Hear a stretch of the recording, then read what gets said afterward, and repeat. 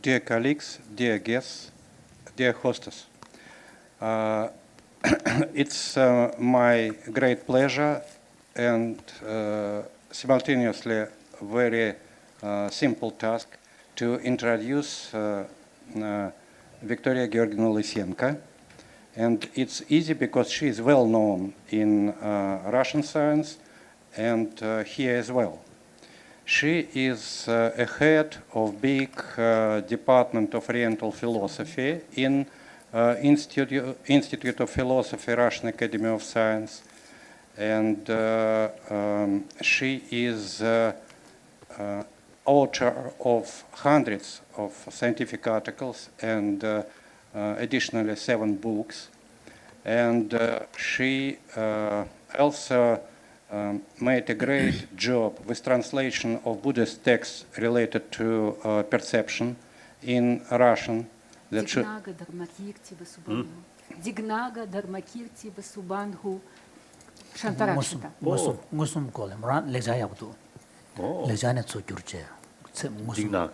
Now. Dan chura. Now. Damakiti. Damakiti. Shantarashita. Vasubandhu. Now. And also I have to admit her a very big organizational activity to introduce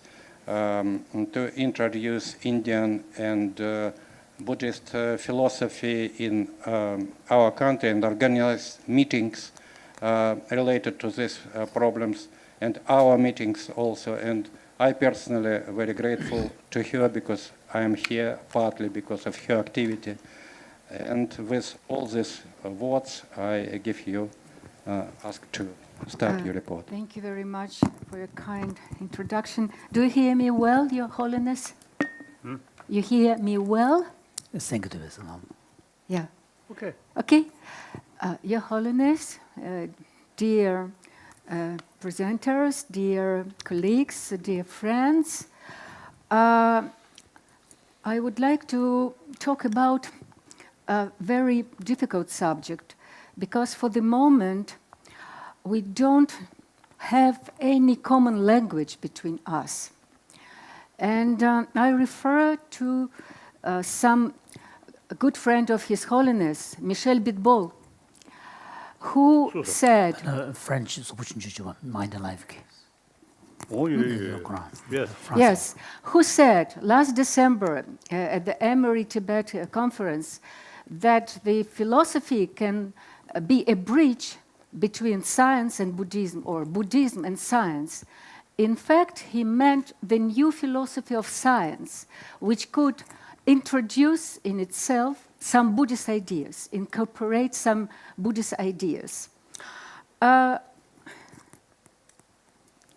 So, in this paper, I will develop Michel Bidbol's ideas by suggesting that this bridge, philosophy bridge, can be constructed neither on Western nor on Buddhist traditional philosophical bearing structures, taken separately. The new philosophy of science requires a philosophical discourse of a new type, which is developing, taking its form right now, before our eyes. Some different appellations were given to it. Sometimes it is called global philosophy. Sometimes it is called cosmopolitan philosophy.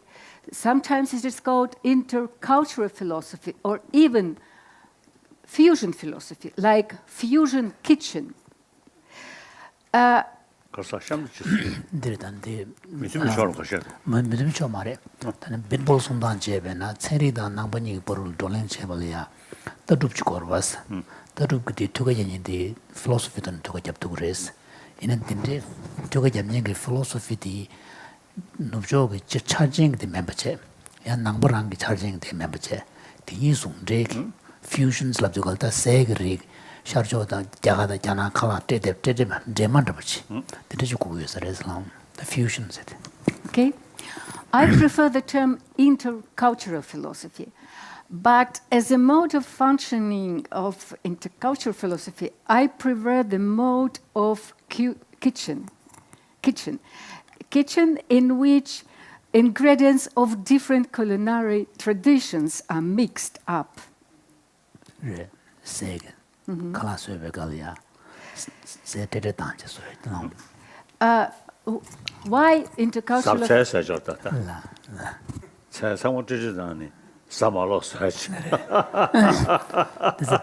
There's a Tibetan saying about too much mixture leads to something that nobody can enjoy. Talking about food.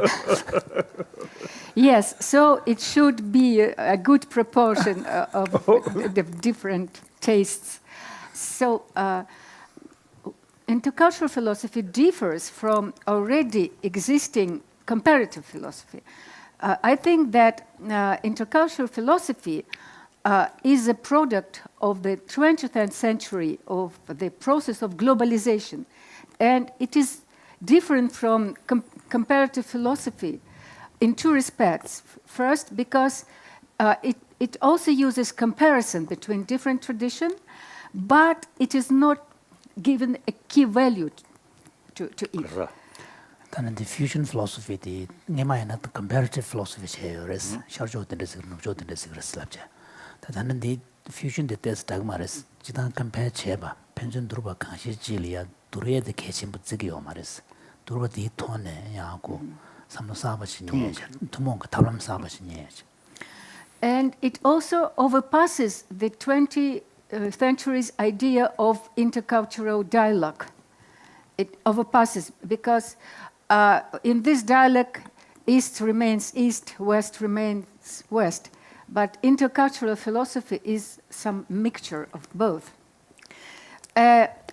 You, Your Holiness, already know some persons who incorporate in their discourse this kind of intercultural philosophy, like J. Garfield, like John Donne, like Michel Bidball.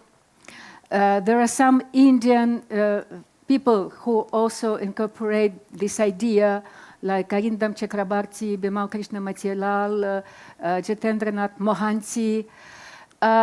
What is specific about intercultural philosophy as compared with comparative philosophy?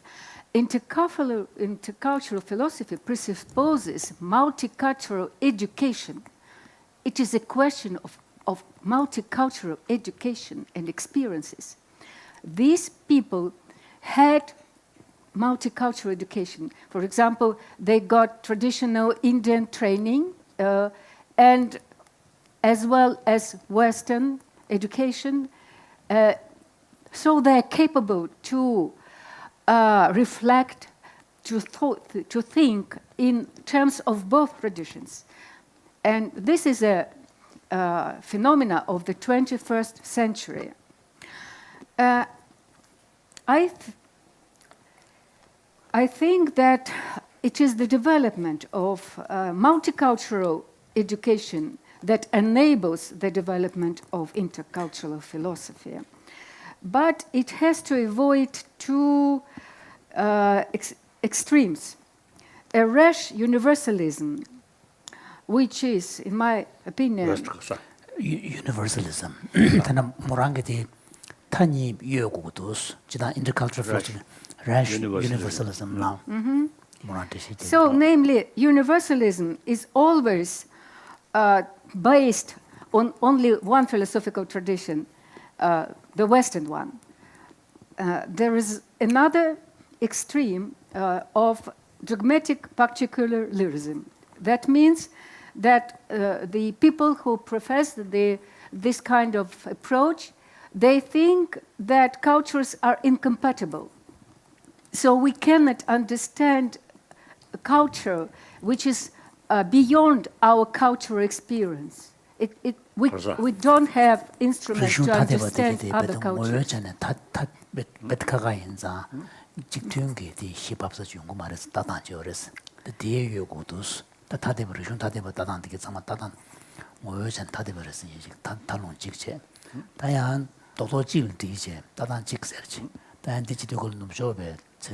다 따두고디 시행식 좀 벌레거든요. What is at stake here is a possibility of a person or a group of persons or society to keep intact their own cultural identity while accepting other cultural experiences. I propose in what follows to introduce to you those Russian thinkers and Buddhologists who, from my point of view, exemplified in their works an interesting modes of intercultural philosophizing. Those are Fyodor Shcherbatsky. You perhaps heard of his name. Shcherbatsky. Yeah, he is the author of Buddhist Logic. Then his disciple Oton Rosenberg. Maybe you not know him, but he died very early at the age of 31. But he has contributed with extraordinary, insightful work on Buddhist Abhidharma. And the third person is our contemporary, Alexander Pitigorsky, who passed away in 2009, who also was a very insightful and interesting thinker in terms of both Western and Buddhist traditions. So I will start with Shcherbatsky. I just give you his portrait. You may see how he did look like. He was a gentleman, yes.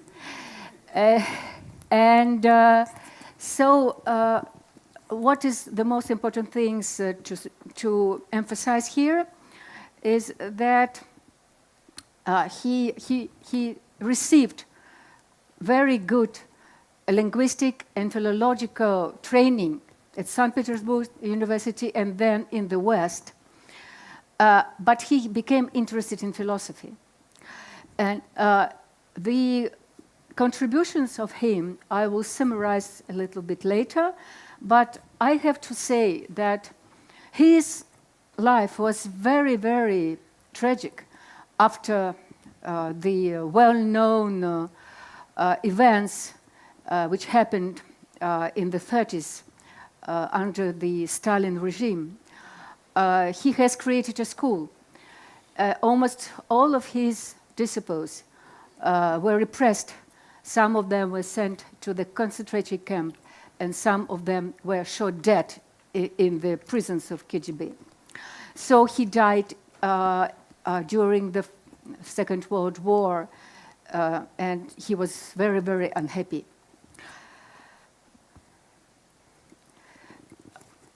To make a long story short, I just mentioned some of his most important contributions.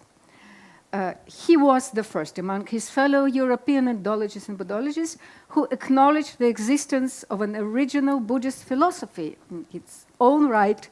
He also believed that the role of philosophy was of crucial importance in Buddhism itself, which was not a banal idea during his lifetime. He was a pioneer of comparative philosophy in the field of Buddhist Western comparisons. And the third point, which I'm going to develop, he was a precursor of intellectual intercultural philosophy, which I will develop in detail. So why he became interested in Buddhist philosophy? Because he was fond of Neo-Kantian philosophy and attended the lecture of a famous Neo-Kantian philosopher, Vidensky. It is to him that he presented the first volume of his revolutionary study and translation of Dharmakirti's Nyaya Bindu, his Dharmottara commentary, entitled Theory of Knowledge.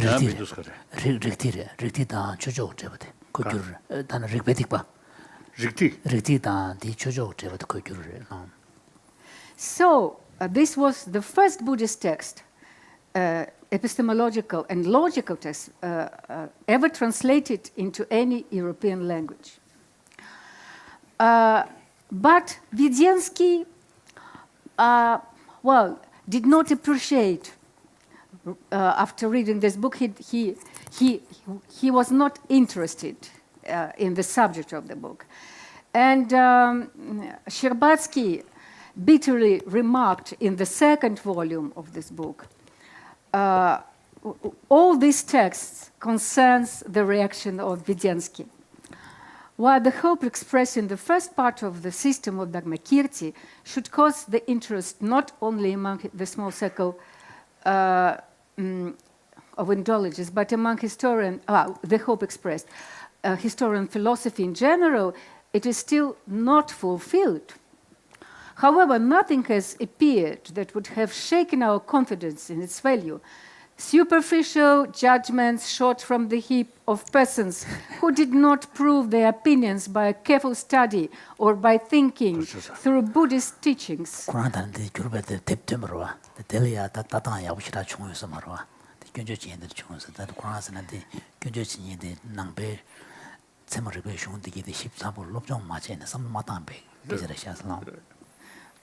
Or even by a simple acquaintance with the subject, of course, are not the least to shake our confidence.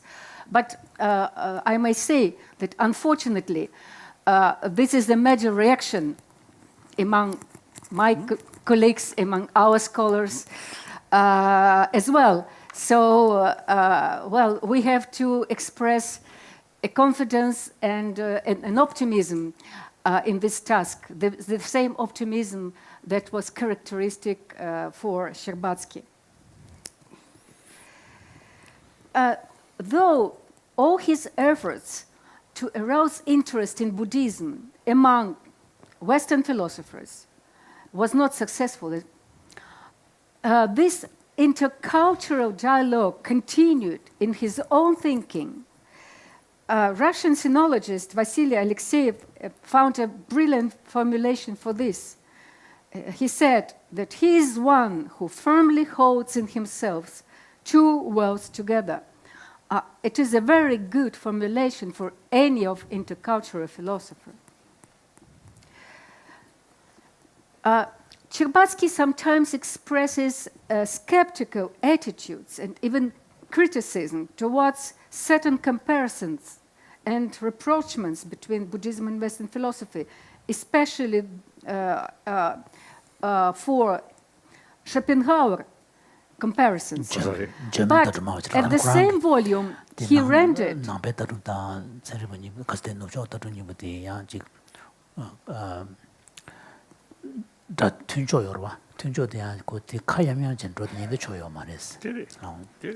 at the same volume, he translated some Buddhist terms by Kantian terminology, by terminology of Kant.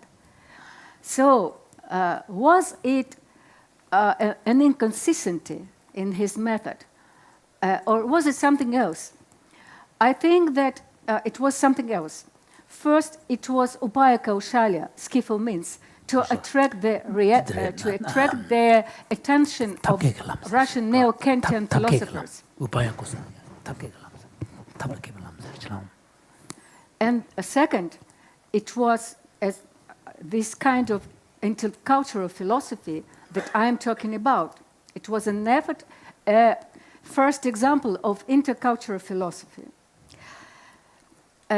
Because he also translated into Sanskrit some statements of Western philosophers, like Bergson. What was his method? He formulated as follows: we generally tried, where possible, to penetrate into the thought of the author in its entirety and to express it in Russian as it would be expressed by the author himself if he could have written in that language. This was his method of translation.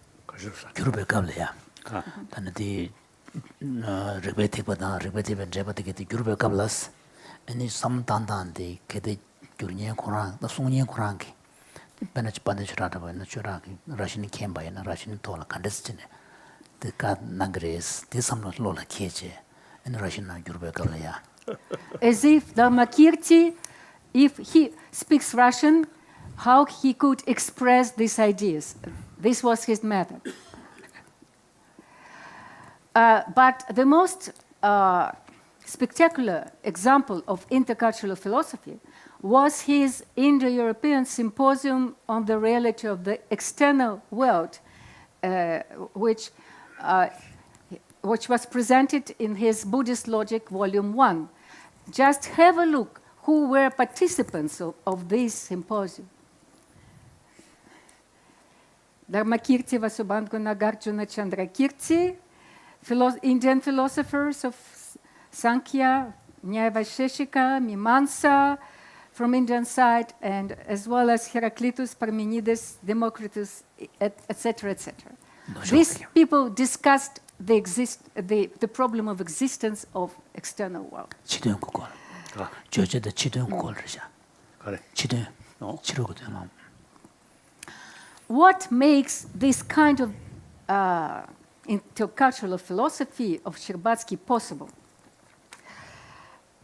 He refers to a now forgotten German philosopher Willy Freytag, who said that it is neither accident nor arbitrariness determine the development of philosophy, but the eternal law of human nature and philosophical issues it solves. Under the most different conditions, philosophical thinking leads to the same result. Okay? 그래서 Drishatan, the Duk Mao, Jizo Katakata in a Kibayo Maris, Rigo Peju says, Tunjil Jeva Jevana, to do a short temperature language. By this declaration, he expressed his universalist stance, the belief that human mind in different conditions and in different forms continually raises the same questions and reveals the same truths. For him, this element of permanent philosophical mind, perennial philosophy, or eternal philosophy, was not particular ideas, but particular problems. Problems and questions, like relationship between mind and senses, the reality of empirical world, existence of other minds, etc., etc. Underlying this conception of intercultural philosophy is a special concept of language. He regarded language as a mere instrument of expression of thought, instrument which is transparent, which has no its own consistency, which has no its own nature. So for him, the languages are easily interchangeable. So we can express the same ideas in different ways, in different languages, and it will be the same ideas. Language does not affect the idea, in his opinion. Now we know that it is more complicated matter. Language has its own consistency. And it is his disciple, Anton Rosenberg, who pay attention to this aspect of intercultural philosophy. I suggested you to look at this face, at this person. Till recently, we didn't know how he did look like. Nothing preserved, no portrait, no photo of him preserved in the archives. Accidentally, one of our colleagues have found this photo in the public library of St. Petersburg. Before, we just didn't have an idea how he did look like, this great scholar. He was a disciple of Sherbatsky, and he has passed 4 years in Japan, in monasteries, and he converted into Buddhism, and he studied the meditational techniques from inside.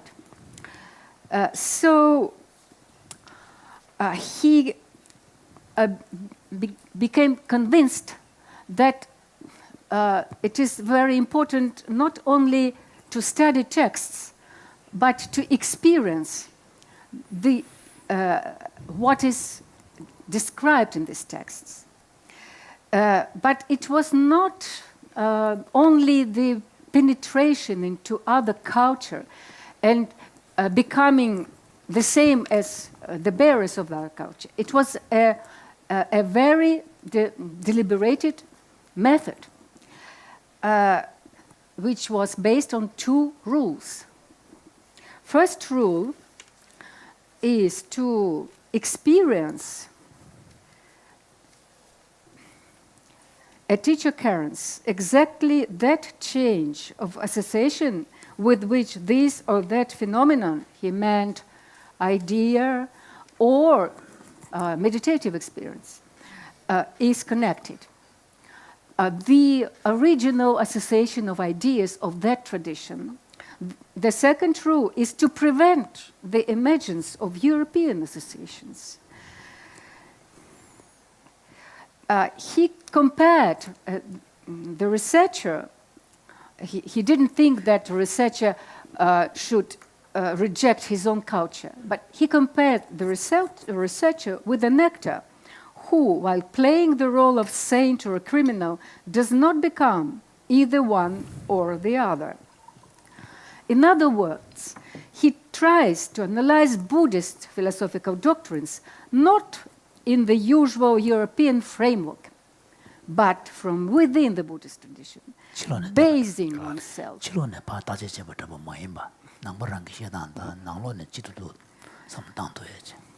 He is mostly interested not in what was common to Buddhism and Western thought, but in what was specific for Buddhism, what constitutes the otherness of Buddhism. He believes that only after studying Buddhism from inside, in all its otherness, that we can start to compare Buddhism with the Western thought. Unlike Shcherbatsky, who believed that we should translate all the terms in the Buddhist text, he believed that to prevent the wrong associations, we should not translate all the terms. We should leave some terms untranslated, because when we translate them, they provoke the wrong associations, like, for example, the translation that existed in his time of Dharma as a law and Nirvana as salvation. Now we use another terms for translating Nirvana, which have no this association with Christian soteriology as the term salvation is. Dana Quran chebena dana de Shcherbatsky ki samtaya shajo guti daga driba tsuki ondugal tanya tama nga jina Russian ke na tsu gyurgure samzu yores. Dana Quran ki dude jena mare tanya gashi gyurgi debale Quran ngoma Quran shana ya gres. Dana gyurben ditu dana di nyangdelia salvation la gore salvations la de gol chichilo ne jiga kunjo ji gyogu yube namba shukchim yores. So we will pass to the third hero of my presentation, Alexander Pitigorsky. He wrote about the dominant, I'll say some words about him. His teacher was Yuri Rerich, the famous Buddhist scholar, one of his teachers. Other teacher was Malala Sekera, Tibetan, the scholar from Sri Lanka, who was then the ambassador of Sri Lanka in the Soviet Union. He studied Tibetan with Rerich, and he studied Pali with Malala Sekera. And he knew also Tamil language and many other languages as well. So he emigrated from Russia in 1974, and then he became the professor of London University, where he had many students who adored him because he was an extravagant person, and his lectures attracted a lot of public. He never consulted any notes, and he was moving all the time with his pipe and throwing provocative phrases. And I met many young scholars who attended his lectures, and they said to me, "We miss him so much. He was our close friend. He was the only person with whom we could talk freely." And he was really an incarnation of freedom of thought. He wrote about the dominant approach to Buddhist philosophy. These words, the first and still dominant tendency is to describe this Buddhist philosophy in the same way as the ancient authors could have expressed it if they knew the language of the new European philosophical tradition established between 17th and 19th century. It is the principle of translation of Shcherbatsky, as we have seen. So it concerns his method. May I proceed? Sure. Proceed? His own approach. The second, and so far only beginning trend, I would associate with the attempt of the researcher of Buddhism, first to reflect his philosophical position in terms of Buddhist philosophy. He called to this approach Buddhistic, not Buddhist. Buddhistic is a new word in Russian, Buddhistic philosophy. So he is Buddhistic philosopher, and he was making Buddhistic philosophy. And then to describe the latter, your philosophy, as a particular case of some general, timeless, and specially uncertain philosophy, of which my philosophy will be another special case. So he is talking about perennial philosophy or eternal philosophy.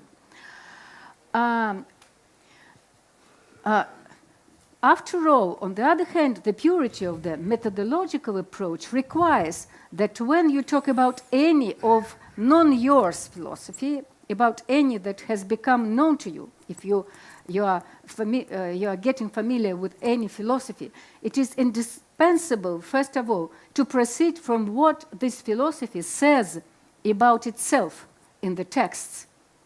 It was principle of Rosenberg, whether spoken or written, from how it formulates itself. But on the other hand, the completeness of the methodological approach requires that at the same time you reflect your own language, your own thinking, your own intellectual perception of the text of the philosophy under examination. It is the reflection of your own language. It should not be the language which do not correspond to the material you're analyzing. I would like to say one more very important thing. Pятигорский's main passion in his life were interesting talks. The word interesting was the clue, the key word for him. So he was always engaged in a conversation with interesting people about interesting things. And his thinking is sometimes very provocative and challenging. I would like to give some example of his general ideas, because I do not have time to go into details, but I assure you that details are very, very interesting and also provocative.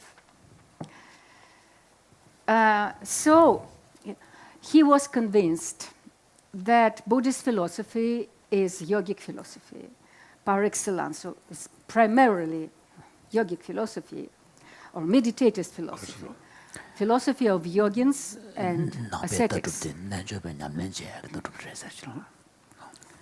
In general, what we now call Buddhist philosophy is a set of concepts, postulates, and definitions which were either invented at the exit from contemplation or were objects of contemplation, or both. One of the consequences of this is, for example, the absence in the Buddhist philosophy of such a banal opposition as practice theory. For practice here is understood as primarily the practice of contemplation, and the theory actually constitutes one with the highest knowledge or wisdom.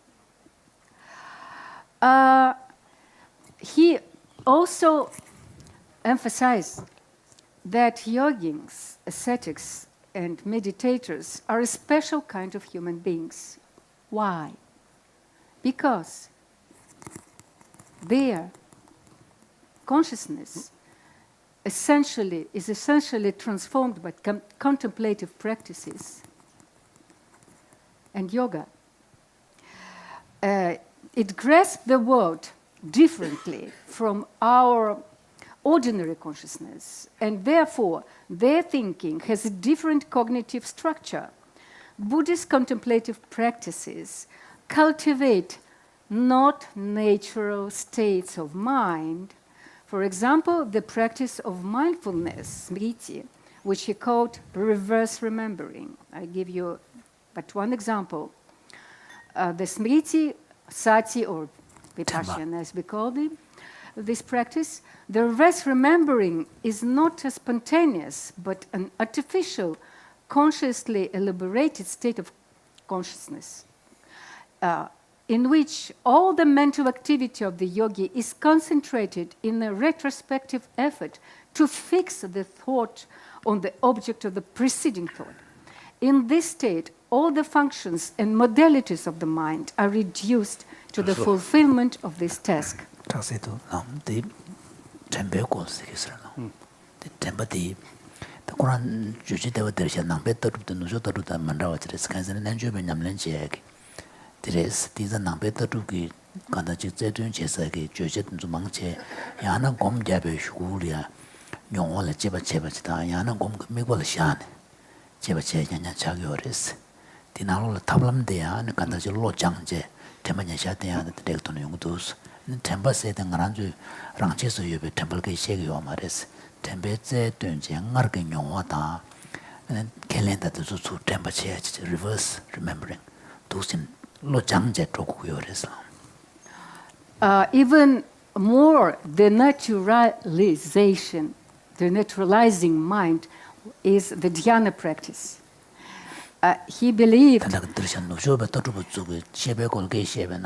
미 규메 셰바티 뭐 단남 주크레 미게 셰그라스 남베다 두고도네 셰베골 게시엔데 디지보 마임바 로코란 장베토네 이시 다데가 he believed that the Buddhist concept of dharmas, momentaries, kshanikavada, and many other ideas were dhyanic ideas.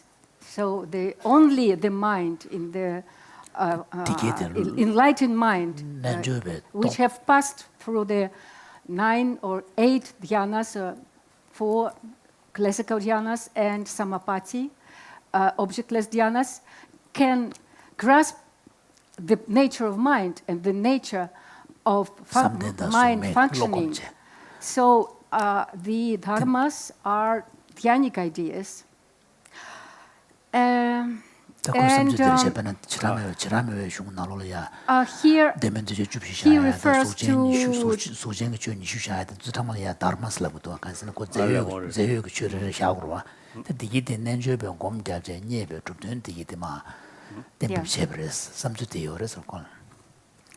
and what is very, very important, this corresponds with the Buddhist ideas of two truths, empirical truth, ordinary truth, and absolute truth.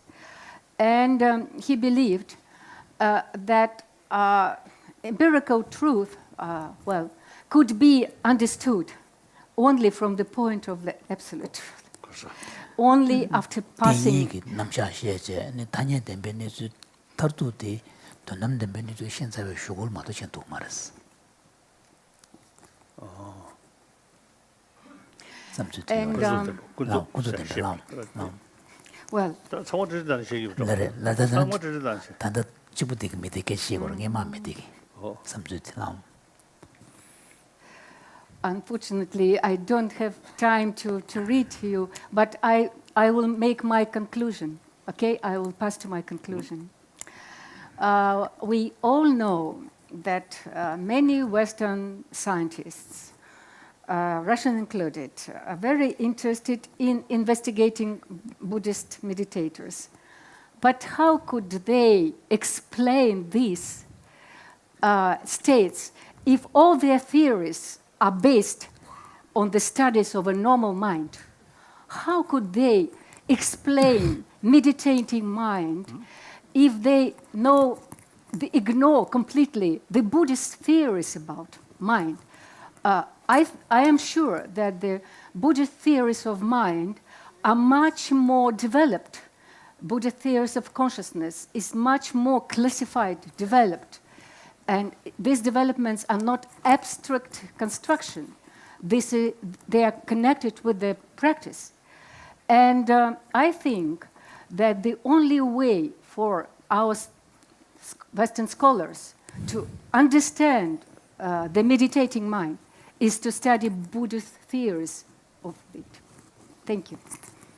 Thank you. Wonderful. Thank you for your presentation. Your Holiness, do you want to comment or have some opinions? 다 지용부터 하네. 산재의 최근으로 단디 실을 근제시로 데이터네 에네 로정야지도 생겨래. 저들이 인도산에 대전을 쳐이나 신업은 내수스. 다 시내수 대다 되네. 엔다 지금 로야 가랑 가서 동네면들부터 대원돼 봐. 두지고가 말해. 가게가 말 랑한 게 동네면들부터 대원돼 봐래. 동네도 대와서지 랑한 게 예지 버다. 산다 디두사 조조의 섬로 투된 차인도 전에 그 이루 다 때문에 되네. 루시지고 매매체. 다다들이 인도 전에 아니 이루리야다 교도야지. 다다리 자기 제가 출루 망셔디디 신내들 항도 시행이래. 자 지금 항도 제대로 가다 실라샤 인도 전에 섬근남샤들 정수 되는 것도 말람 집어 주고 매매체. 가다 섬로 정다치야지. 실라가 남냠는 치야지. 근데 인도 전에 섬근남샤들 몽고치 정수 되는 거지. 배제르샤. 자 다들 얘네 다가는 신고 시내수 시인도 전에 얘네 친구랑 가버리고 낭섬 가버리고 디디 시내수 시에요 봐. 다 디디 되는 거요래. 다 아다가도 세르고 있는 게 있어야 돼. 시내수 시에요 말도 남근에서 시에요 말해. 레빈에서 돼야잖아요. So one thing that I would like to share with you is the basic Buddhist approach when it comes to I think mainly a Sanskrit tradition. the Indian Pali Sanskrit. tradition is a foundation of Buddha Dharma. But most cases, just take Buddha's quotation. For example, Four Noble Truths and the 37 practice, mainly based on Buddha's quotation. Now, Sanskrit tradition, each point reasoning, investigate. Like one occasion, is I had opportunity discussing about Four Noble Truths and the 37 practice with some scholars and also including some Buddhist monk from Buddhist University in Bangkok. Many years ago, I have been. So a few years ago, you see some group of people from there, we met, and we discuss. Yes, the common practice, common sort of the Concepts lam. concept. And then I ask you these sort of the concept based on quotation or reasoning. Then they say quotation. Then immediately I felt the Dharmakirti's second chapter. All these points, same point, but use extensively reason. So, the Nalanda tradition, Sanskrit tradition. So even Buddha's own teaching, some text, if it goes wrong with reason, then we reject. So Nalanda tradition, we Tibetan, the 8th century, although Buddhism, I think, found in Tibet in 7th century, mainly through marriage with Chinese princess. Then, even then, at that time, it's a Tibetan script. That Kashirasana, Shangshung Mori Yori, the Yarjatambaris Chikto. Rikashiglavna, any Timi, South Service, the kind of mene, Kanda, Yigi, Jaga Yigpetsasha.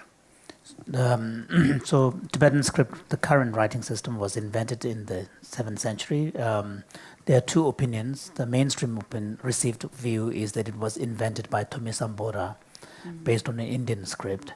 There is another opinion, which is that it was a development, further development and refinement of an existing indigenous Tibetan script, Pön. But whatever may be the case, it is evident that the original model that was used for the invention of the script is Indian. So, Kakakanga, alphabet, Re, Yang the Seji. So the alphabets, the consonants and the vowel system is very similar to the Indian writing system. And Indian grammar as well. Yeah. Panini grammar. Then, 8th century, another Tibetan emperor, Solve. Emperor. So he himself, I think son, his mother, I think one Chinese princess, like that. But he, you see, prefer, as far as Buddha Dharma is concerned, he wanted to take directly from India. So he invited, I think the other day also I mentioned, the Chandarakshita invited. So Chandarakshita, philosopher, and also great logician. See, his writing now still available. We ourselves still study.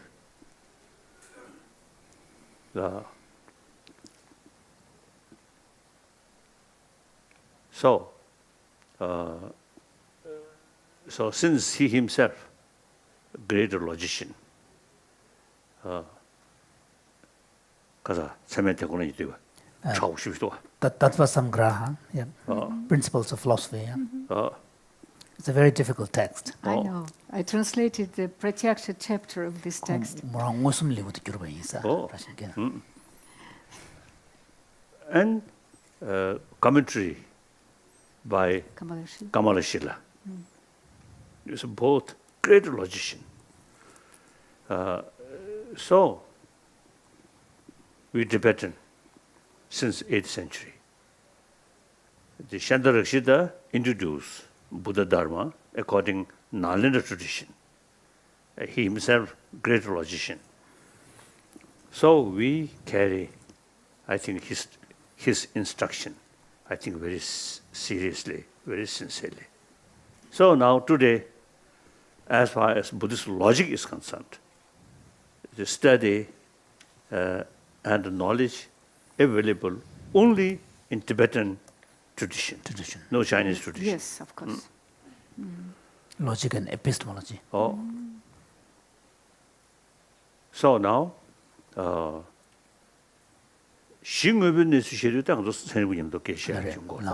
So the point His Holiness was making is that in this Nalanda tradition that the Tibetans are custodians of, there is a great emphasis on cultivating the path or understanding that is based upon an exploration of the nature of reality. So there's an insistence on making sure that our understanding is grounded upon our understanding of the reality. And then, based upon this, of course, then the mental training component comes. And large part of that has to do with, because, for example, the fact that we all instinctively wish to be free from suffering. We all instinctively wish to be happy. That's a fact. Nobody has to argue for it. You don't need a proof of this fact. Similarly, the fact that we are driven by that kind of aspiration is again a fact of human existence, the sentient existence. But on the other hand, one thing that becomes clear is in the tradition there is an understanding that the mind plays a very important role in defining our experience of happiness and suffering. So therefore, a large focus is paid on understanding the mechanics of the mind and what methods there exist to somehow regulate it and apply it. So, and this is really, so therefore in the Buddhist tradition, distinction is drawn between ground, which is the understanding of reality as it is. Absolute truth. Yeah, and then the path is what comes on the basis of that, and then the result is what you attain through the cultivation of the path. So His Holiness was saying that when we have discussions with scientists, we're basically in this first domain, the domain of understanding the reality. Path don't come. Some aspects of it will come, but the path itself wouldn't come in the discourse. What comes in is the understanding of the reality. So I think one difference is Western sort of culture. Of course, any culture of different place, I think quite an important role, religious sort of tradition. So science, as I mentioned yesterday, also I think the science come from West. So these scientists, their sort of cultural background is Judeo-Christian background. So they just one life. Okay, no previous life like that. And then also you see very much emphasis faith, not investigation. Whereas India, not only Buddhism, but Jainism, and all other sort of non-Buddhist tradition in India, you see the practice of shamatha and the practice of vipassana. So the tradition where practice of shamatha and vipassana, naturally, automatically, more explanation about mind. For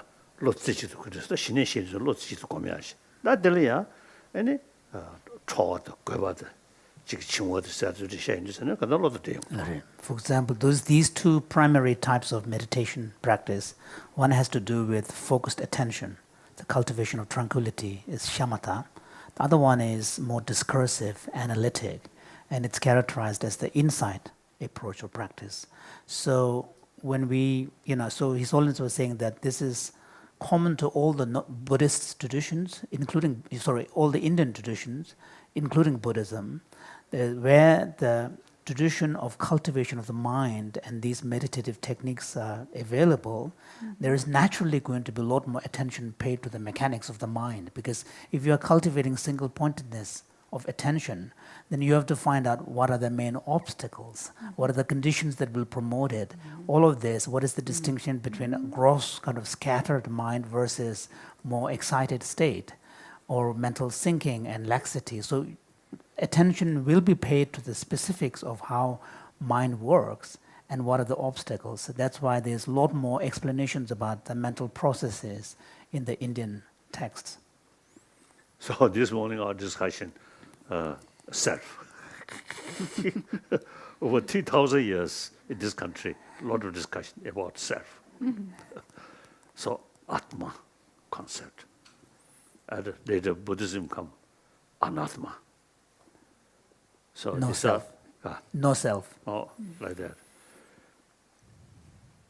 So now, I think there is not much sort of reason to emphasize Western science or Buddhist science. I don't think. Science is science. I think we Asian, we happily accept science. We never consider science belongs to West. So some science, some knowledge which develop Asia, you should not consider this Asian sort of thinking, Asian thing. Should not think that way. Religion is something different. Buddhism belongs to Asia. So Lam Namsha ta Asia the West love.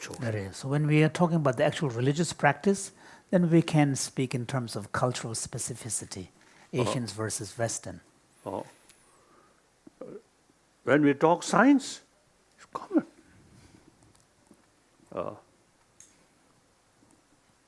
Most of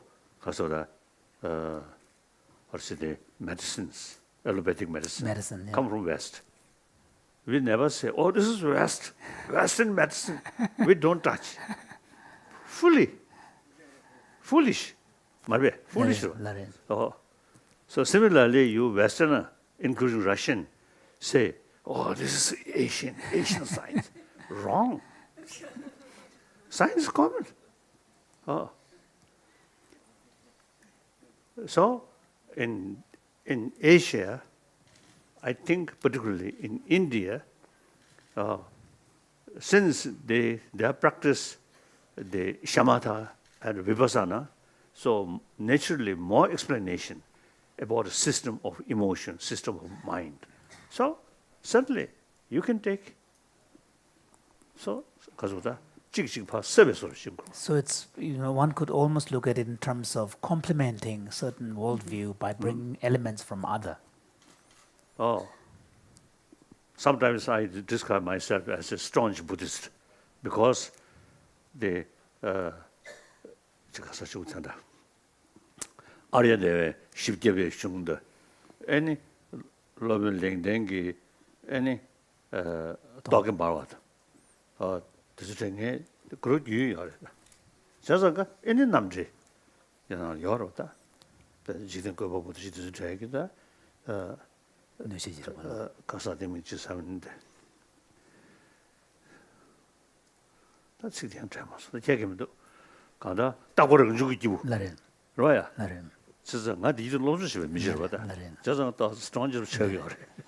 Solens was saying that he describes himself as a staunch Buddhist because he's someone who has been exposed thoroughly to the critiques of theism in important Indian Buddhist classics, such as, Dharmakirti's texts and Bhava Viveka's Blaze of Reasoning and 400 stanzas on the middle way by Aryadeva.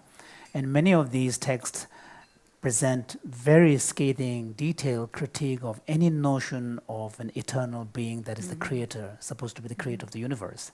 So he's someone who has been exposed to these arguments and reasoning. But I consider, you see, these are different views according to different mental disposition. You see, to some people, is a certain sort of views more helpful. Okay. Buddha himself, you see, taught the different philosophical views. So I often used to telling people, the Buddha, same person, you see, taught different philosophy, contradictory. Yes. So that does not mean Buddha's own mind not very clear. His own view confused. So one day he taught something, next day he taught something. No, certainly not. Nor he deliberately tried to create more confusion among his followers. No. So then answer is, different people, different mental disposition, so need different philosophical views. Upaya Kaushalya. Come the meva say sungdwa. So there's a phrases in the Buddhist text talking about the importance of presenting your teaching in accordance with the different mental faculties and dispositions of the people. So now, as a student of these great masters, masters sort of also teaching.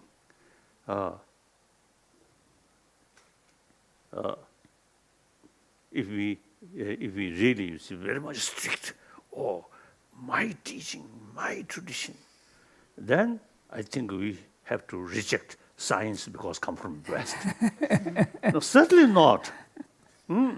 I learned many useful information from science. As a result of learning from scientists, one casualty is I no longer accept Mount Meru. So like that, you see, all these common things, we should not sort of make demarcation west, east. Should not do that, I feel. This is knowledge of human being. So, okay, thank you. Thank you. Oh, so now, as far as mind is concerned, ancient Indian sort of tradition, more information. So worthwhile to learn.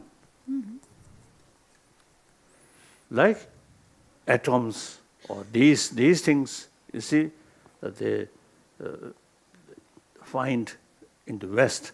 So we easily sort of learning these things. So this is something, knowledge of humanity, like that.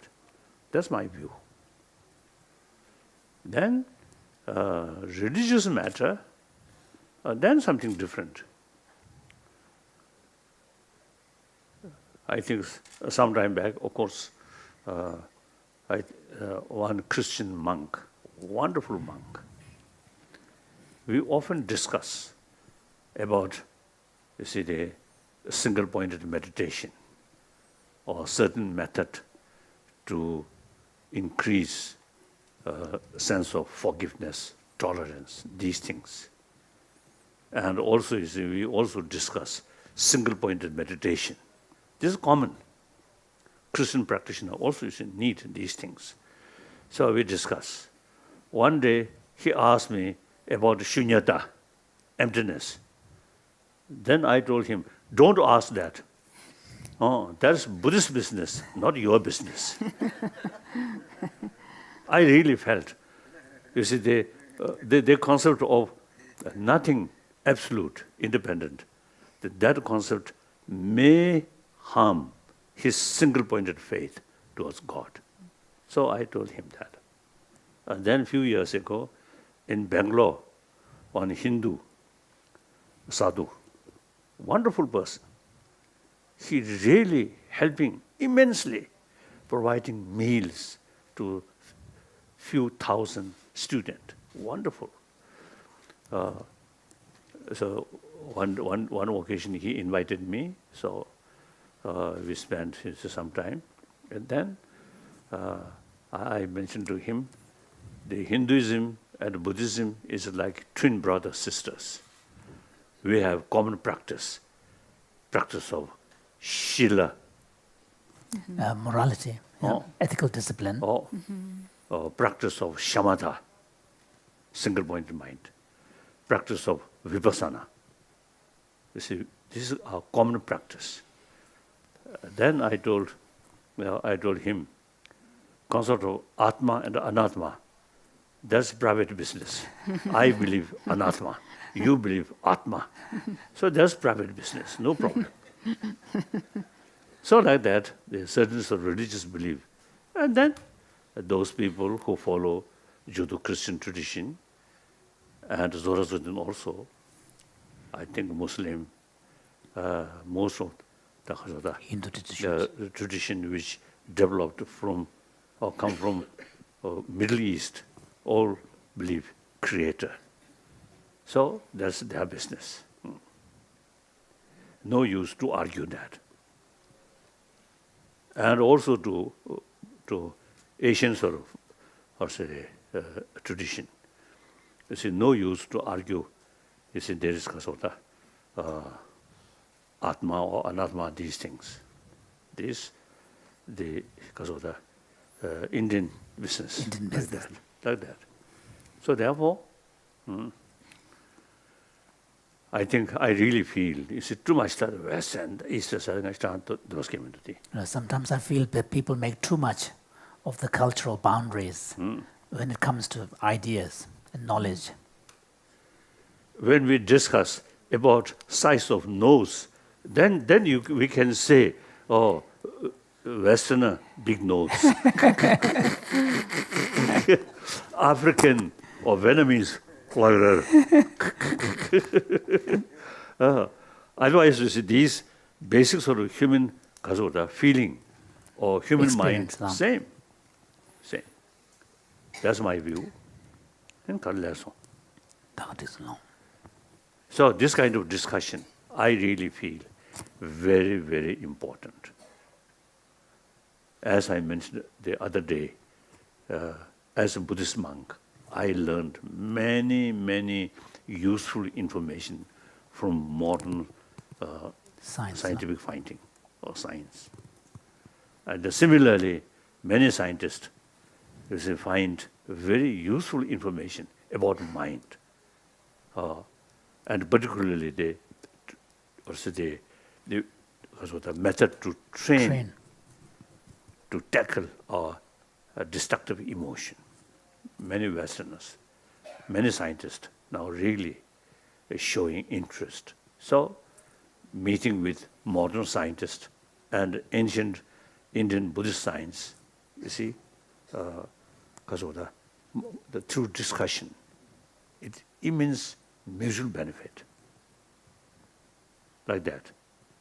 In the early period, about 40 years ago, when I first, thinking seriously, dialogue with scientists, and some monk, some scholars, they have some reservation. But then time passes. Now they fully convinced. So we also now introduce study science in our monastery, monastic monastery institution. And even you say the subject is.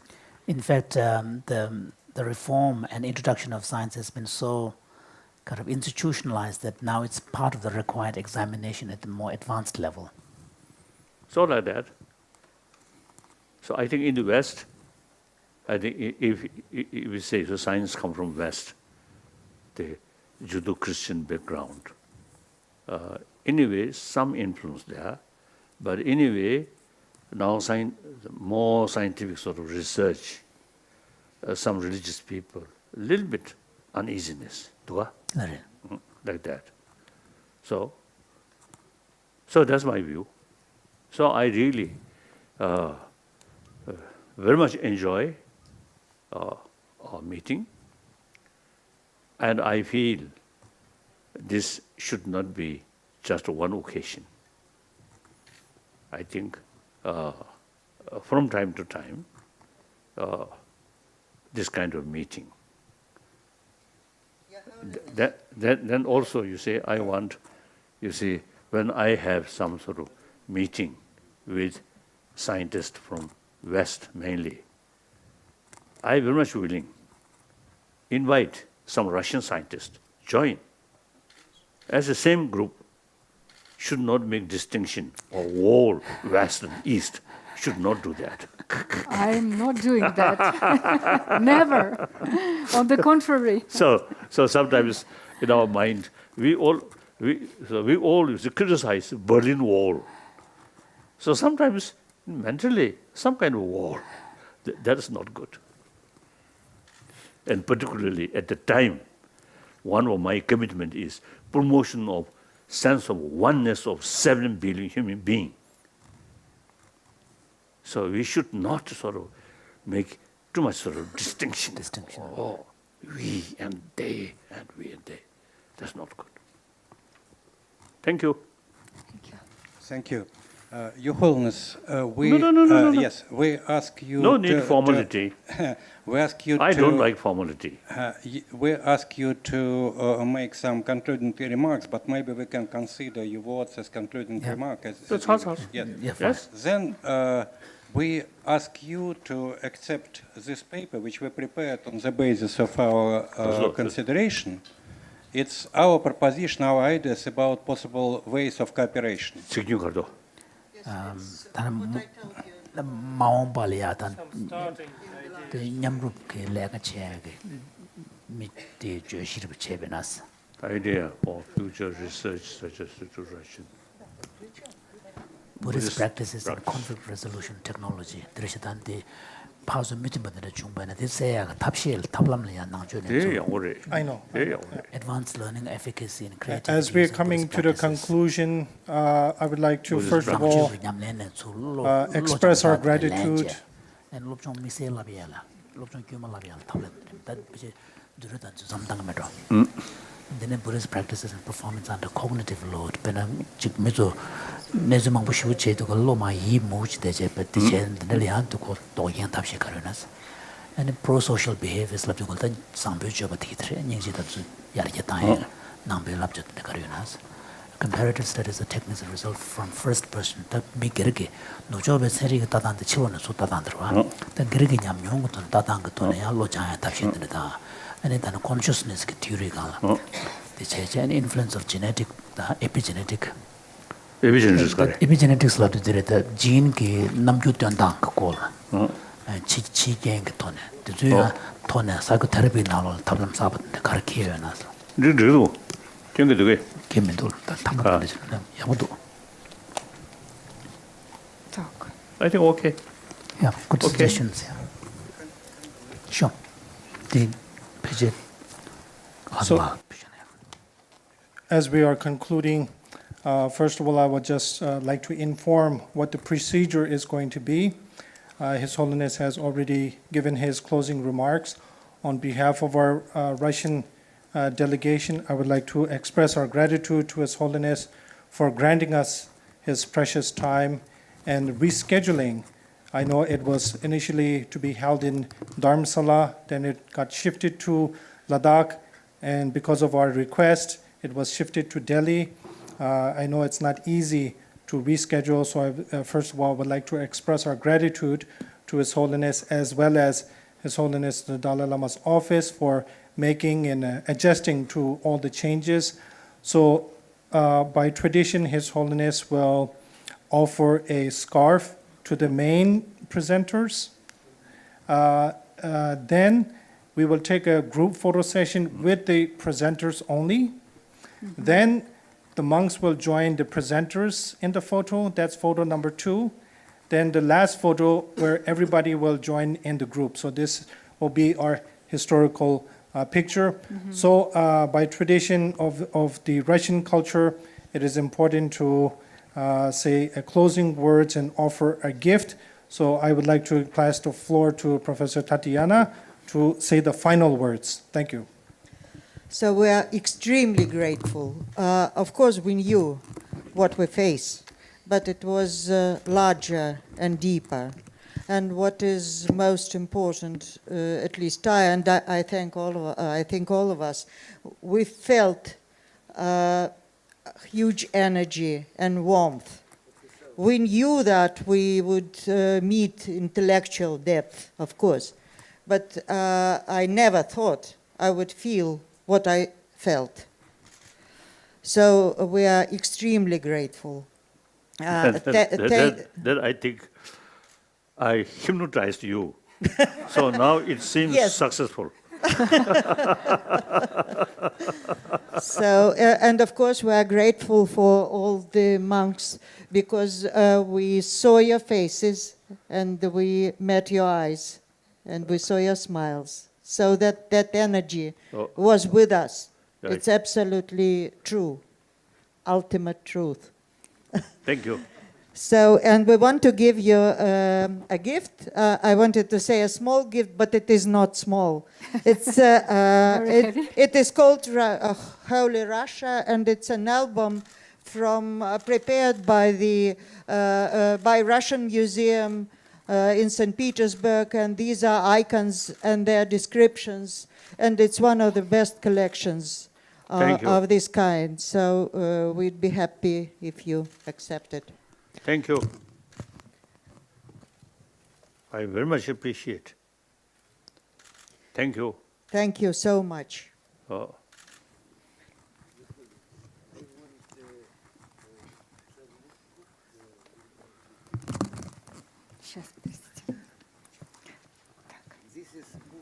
about Christ.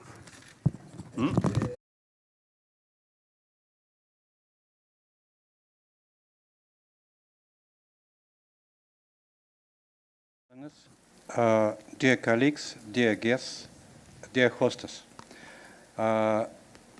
it's my great pleasure and simultaneously very simple task to introduce Victoria Georgievna Lysenko. And it's easy because she is well known in Russian science and here as well.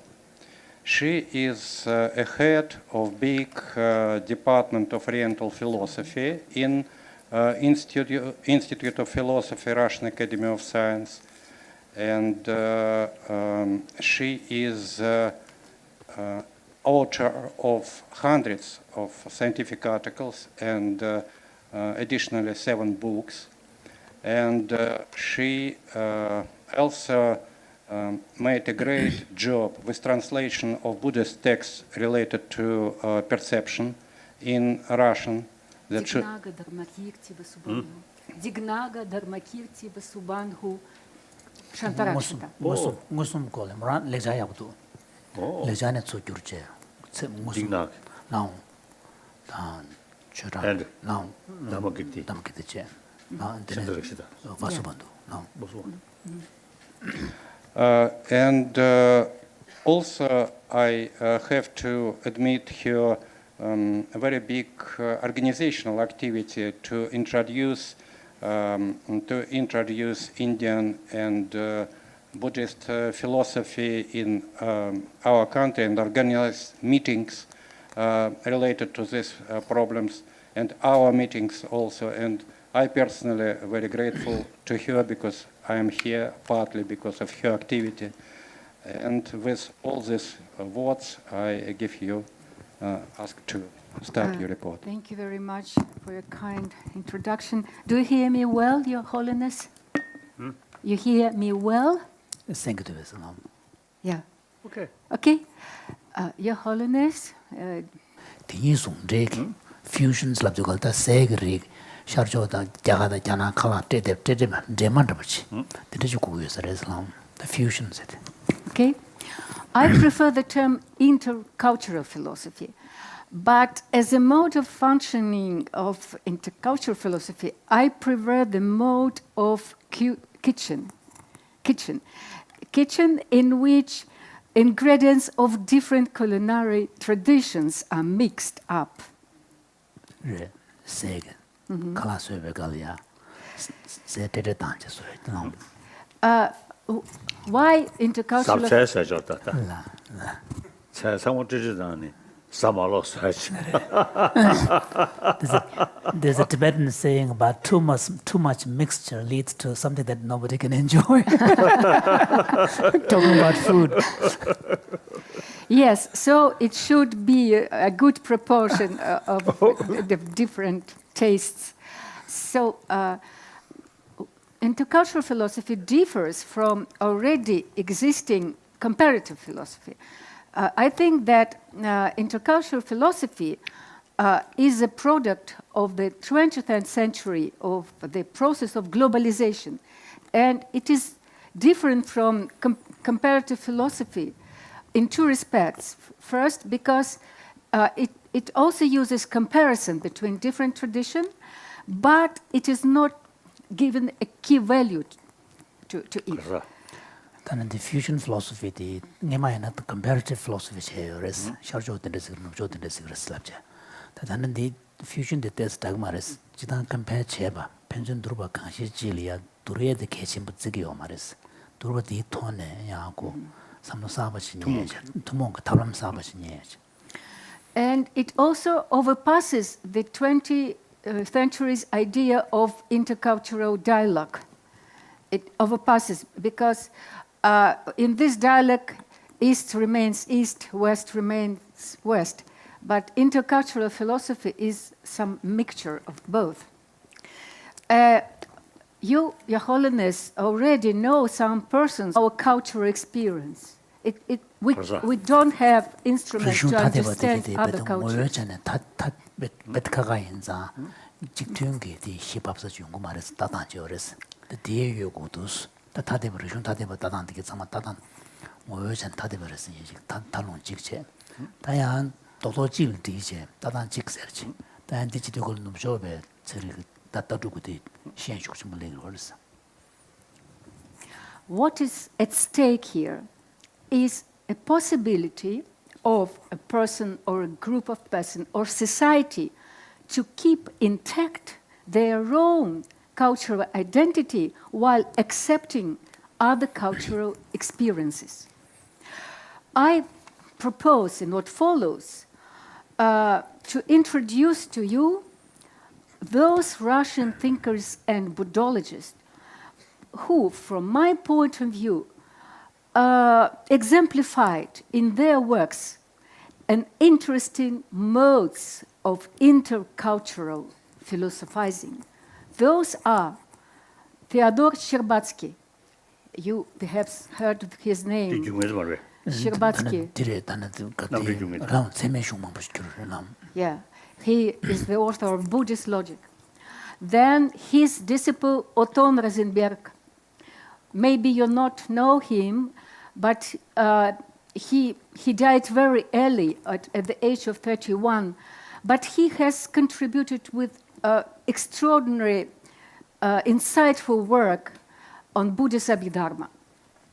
And the third person is our contemporary, Alexander Pitigorsky, who passed away in 2009, who also was a very insightful and interesting thinker in terms of both Western and Buddhist traditions.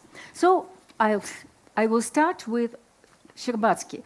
I just give you his portrait. You may see how he did look like. He was a gentleman, yes.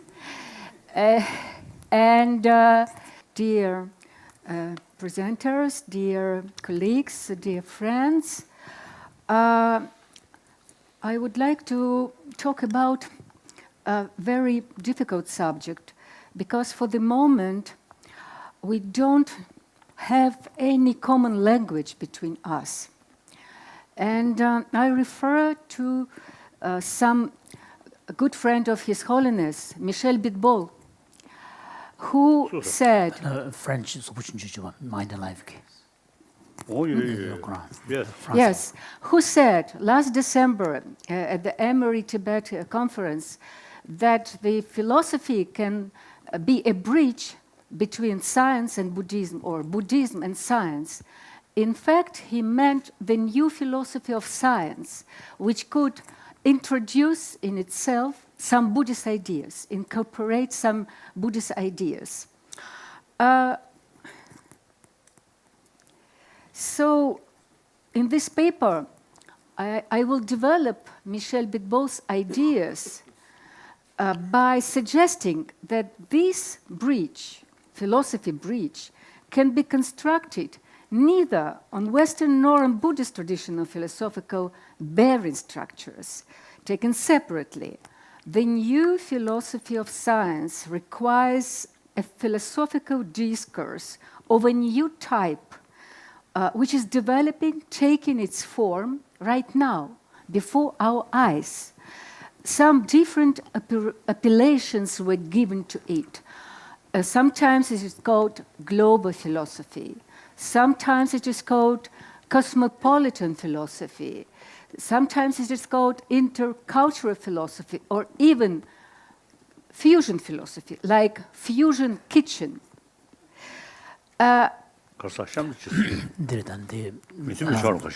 믿음이 좀 말해. 나는 빈볼 순간 제베나 체리다 남번이 버를 돌렌 제발이야. 더럽지 거버스. 더럽게 두가jen인데 필로소피든 두가 잡도 그랬어. 이는 근데 두가 잡는 게 필로소피디 노조가 charging the membership. 야 남버랑 게 charging the membership. Who incorporate in their discourse this kind of intercultural philosophy, like J. Garfield, like John Donne, like Michel Bitbol. There are some Indian people who also incorporate this idea, like Arindam Chakrabarti, Bimal Krishnamurti, Jitendranath Mohanty. What is specific about intercultural philosophy as compared with comparative philosophy? Intercultural philosophy presupposes multicultural education. It is a question of multicultural education and experiences. These people had multicultural education. For example, they got traditional Indian training and as well as Western education. So they're capable to reflect, to think in terms of both traditions. And this is a phenomena of the 21st century. I think that it is the development of multicultural education that enables the development of intercultural philosophy. But it has to avoid two extremes. A rash universalism, which is, in my opinion, universalism. Tana morangati tani yogudos, jida intercultural philosophy, rash universalism now. So, namely, universalism is always based on only one philosophical tradition, the Western one. There is another extreme of dogmatic particularism. That means that the people who profess this kind of approach, they think that cultures are incompatible. So we cannot understand a culture which is beyond our